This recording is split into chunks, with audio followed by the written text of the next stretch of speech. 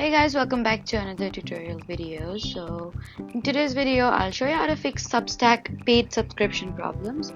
So if you've paid for a subscription but cannot access premium content, then just follow along. First, you need to make sure you're signed into the same Substack account you used to purchase the subscription.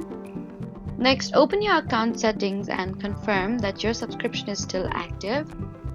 And if your payment recently failed, then you need to update your payment method and complete the payment to restore access.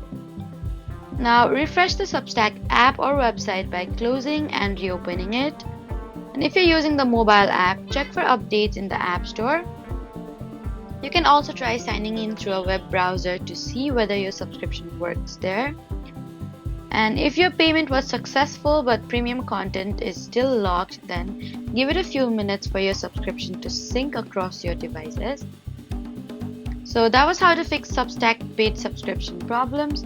Please don't forget to like, comment, and subscribe for more helpful tutorials. Thanks for watching.